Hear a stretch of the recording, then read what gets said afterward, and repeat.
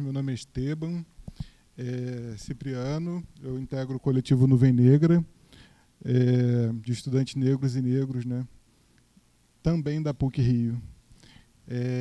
Estou emocionado de estar aqui. Eu vim, na verdade, quero saudar os mais velhos, as mais velhas e as não tão mais velhas. Né? A jovem. Maravilha. Eu vim pensando em algumas histórias, né? Tem histórias que fazem parte da minha vida e eu vou tentar ser breve. A minha avó, ela veio da beira do Rio Paraíba. Né? Aos 7 anos de idade, ela veio para o Rio de Janeiro e ela falava para mim que a mãe dela era boa de rasteira. Né? E daquele negócio, meu filho. Eu falava, o quê, minha avó? Ela falava do jongo. Então, a mãe dela era lavadeira na beira do rio e a mãe da mãe dela era doceira, a avó Tereza. Uma doceira conhecida em Piraí. Então, minha tataravó doceira, minha bisavó lavadeira, minha avó veio na década de 30, né, para o Rio de Janeiro, morar no Morro do Engenho Novo e trabalhar numa casa grande, realmente uma casa grande, que tinha no Grajaú. Todas as irmãs e a minha avó, minha bisavó. E minha avó se rebelou. Com 14 anos de idade, ela falou que não queria mais aquilo, não queria mais aquilo. A mãe dela não sabia o que fazer, vó Cecília, e botou minha avó para varrer o salão de um cabeleireiro que tinha perto lá da casa delas. E minha avó se tornou cabeleireira. E minha avó colocou todos os filhos para estudar. Né? A minha mãe, os meus tios, né, foram estudar. Né? Então, minha mãe entrou na UERJ, lá também pela década de 70. Eu também sou um pouco mais velho, né? Eu tenho 33 anos, eu entrei na faculdade mais tarde também. E eu fico pensando nessas histórias, porque eu estava numa aula de Relações Internacionais e uma vez uma aluna branca falou sobre o samba, sobre a história do samba e tal. Aí eu falei que não era bem aquilo, que era uma outra questão. Ela me falou assim, não, mas você já leu Fulano e Beltrano? Eu falei, olha só... A minha avó, aí eu fui contar a história, olha, a minha avó, ela veio para cá nesse período, e ela me conta, porque ela participava no Morro do Engenho Novo, ela era tipo corista, tinha um nome, que o pai dela, inclusive, foi buscar ela na casa lá, que ela não podia ir para lá para o samba, que ela queria cantar, tarará. E eu acho que trabalhar a epistemologia é também um pouco isso, né? Trazer as histórias, as minhas histórias, valorizar as minhas histórias e me relocalizar. Porque aí eu estou dentro da universidade, da PUC, mas eu não estou perdido. Eu tenho uma história, eu tenho uma trajetória, eu tenho uma origem, sabe? E é uma origem assim que me arrepia, né? Me emociona. Então, acho que tá com isso em mente, né? Da onde que eu vim. E aí eu converso sempre com os mais novos lá do Nuvem. Se você não sabe a sua história, porque tem muita gente que não sabe a história, pega a história de uma outra mais velha, de um outro mais velho e adota como sua. Porque também são histórias muito próximas, muito parecidas. Né? Se não tem um mais velho da família, adota um mais velho. Pega alguém para chamar de vó, para chamar de vô e segue o baile. O Nuvem Negra, ele nasceu, teve um evento, Lélia Gonzalez no Palco da História. Foi em 2015, na PUC Rio. E nesse evento tinha alguns alunos. Tinha o Balerá de Deus, que é aluno de Ciências Sociais. Tinha a Milena Manfredini, aluna de Ciências Sociais. Ju Santos, aluna de Letras. E Lua Fonseca, aluna de Ciências Sociais. Eles foram no evento, e nesse evento não tinha quase ninguém do departamento de Ciências Sociais. Não tinha quase ninguém de departamento nenhum. Só tinha a diretora do departamento, por obrigatoriedade, porque ela ia fazer uma fala. E tinha uma exposição super jogada lá no Pilotis, no pátio da PUC, amarrada com um barbante, sobre a trajetória de Lélia Gonzalez. E aí, eles saindo desse evento, eles muito indignados, decidiram parar de reclamar. Essa é uma fala. Fala, gente, vamos parar de se lamentar e vamos fazer agora um grupo aqui que começou como coletivo de negros, até com X, de negros com X, da PUC. E começou a juntar várias pessoas no grupo de WhatsApp, várias pessoas que eles já conheciam, e marcamos uma reunião em abril, logo depois desse evento. E nessa primeira reunião já tinham pessoas com a trajetória do movimento negro, tinha pessoas de trajetória do movimento feminista, tinha pessoas vindas de pré-vestibulares comunitários, né, do CAFO, PVNC, que eu acho que isso é um marco também na PUC, né, da trajetória dos primeiros negros e negras que entraram na PUC em 1994. Inclusive, ontem eu estava falando com alguns deles, o Denilson, com a Simone, com a Ivanete, com a Mônica. São os primeiros que chegaram em grupo lá. E nessa primeira reunião, uma das primeiras demandas foi isso. Ir lá questionar que história é essa da história de vida de Lélia Gonzalez, está amarrada com barbante no Pilotis e outras demandas mais. Mas o que nos une e nos uniu nesse primeiro momento foi a necessidade de acolhimento e afeto. Né? Por mais que a luta seja uma luta, eu acho que a liga é o afeto. Né? A liga, por mais que a gente tenha discordâncias, dificuldades, perseguições, tem de tudo, né? Eu acho que o afeto e o acolhimento, né? A possibilidade de tirar a mochila nas costas, sentar aqui um do lado do outro e se sentir mais ou menos em casa. Então, esse é o sentimento assim, que eu compartilho quando eu chego numa reunião, né? Que eu posso tirar minhas armas e posso estar em casa, né? Então, acho que essa é a primeira dimensão do coletivo Nuvem Negra, o afeto. De lá para cá, muita coisa aconteceu, muita história aconteceu. Mas eu vou falar um pouco dos projetos do Nuvem. Né? O Nuvem Negra, ele, num determinado momento, a gente sentiu a necessidade de fazer a nossa própria produção. Né? A gente observou que o que tinha ali a gente não queria, então vamos a gente mesmo escrever. A PUC tem uma peculiaridade que todos os cursos ficam no mesmo campus. Então, a gente tem aluno de engenharia. Eu estou até me perguntando se tem de física, mas tem de química. Acho que de física não. Ainda não. Mas eu vou lá na física, caçar alguém lá de física. Eu vou lá. Eu conheço um aluno de física de lá. Mas tem de física, de engenharia, de todos os tipos de engenharia, química, direito, enfim, todos os departamentos, teologia, biologia, design, comunicação.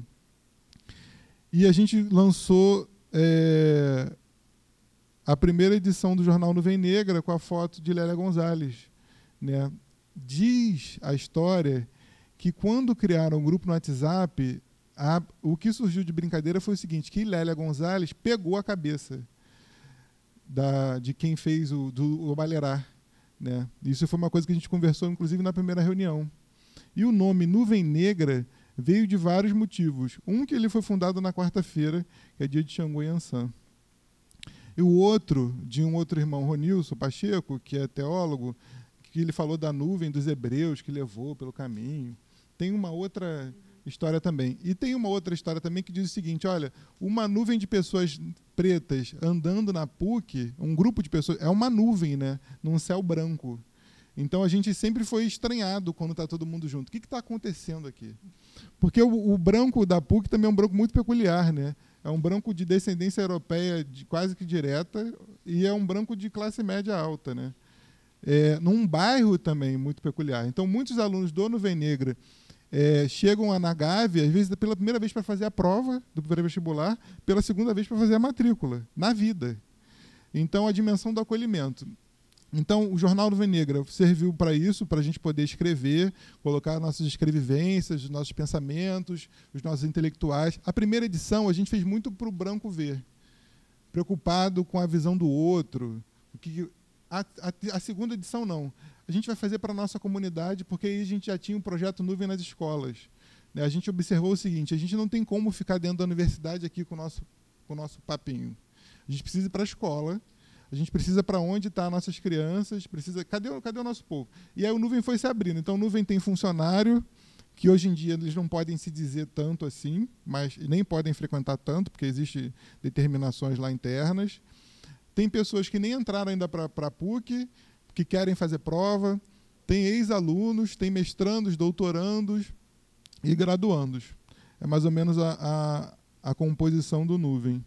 A maioria também é de mulheres e LGBTs. O Nuvem Negra tem mais mulher do que o coletivo de mulheres, tem mais LGBT do que o coletivo LGBT da PUC.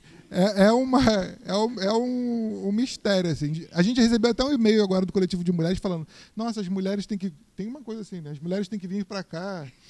E as mulheres respondem, né? E também teve o projeto Anansi, que é um projeto de autofinanciamento. O que a gente também observou? A PUC tem o FESP, o Fundo de Amparo de Apoio ao Estudante, que concede a passagem de ônibus e uma alimentação por dia. Esse fundo, os responsáveis por esse fundo foram os primeiros alunos lá da PUC, de 94, que passavam fome no campus e alguns, inclusive, frio, porque lá tem uma outra temperatura. Então, esse fundo, às vezes, ele demora para sair, demora 1 mês, 2 meses. Então, a gente, através de festas e atividades, a gente gerou esse fundo já para poder custear, às vezes, a passagem, a alimentação desses primeiros que não tinham como se custear porque não saía ainda do fundo. E esse fundo também servia para os eventos e as atividades dentro da PUC. Então surgiu o projeto Anansi, que é um projeto de elaboração de camisa, de bolsa, e do pessoal do design, de arte cênica, e tem um monte de coisa ali envolvida. Né? E a gente vende para a galera. Vende para branco, vende para todo mundo. E que se quiser doar mais, também pode doar mais. Tal. Tem um preço mínimo, mas as pessoas ficam à vontade. Então o projeto Anansi serviu nessa pegada de arrecadar fundo. Agora, o projeto Nuvem nas escolas é muito interessante, porque a gente já tem membros do coletivo Nuvem Negra fruto dessa ida das escolas. E a gente tem coletivos negros que se fundaram dentro das escolas após a ida do coletivo Nuvem Negra. Né? Então,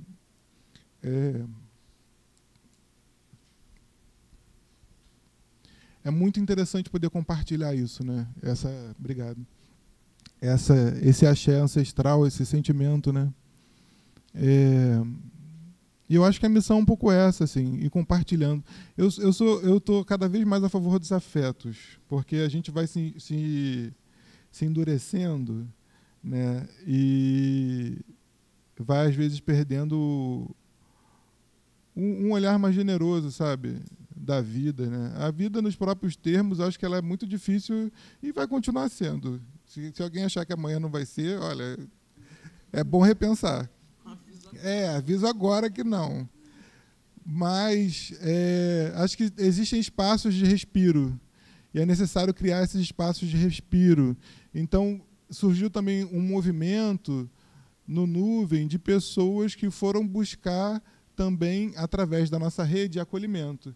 Então, tem gente lá no Psicopretas, tem psicólogas pretas, né? A Evelyn lá da PUC, tem uma outra psicóloga também que atende, tem alguém, a Aline do Psicopreto, tem pessoas que atendem a nível popular. Então, começou... E também uma aproximação das religiões de matriz africana, porque a maioria dos nossos irmãos vêm do evangelismo, né? do evangelho, do cristãos. E começou a ter não digo choque, mas umas reflexões e uma curiosidade de também se aproximar das religiões de matriz africana. Então, acho que também tem um processo de ressignificação da história, né? Porque alguns mais velhos deles, avós e bisavós, eram de religião de matriz africana que a família parou de comentar porque viraram evangélicos.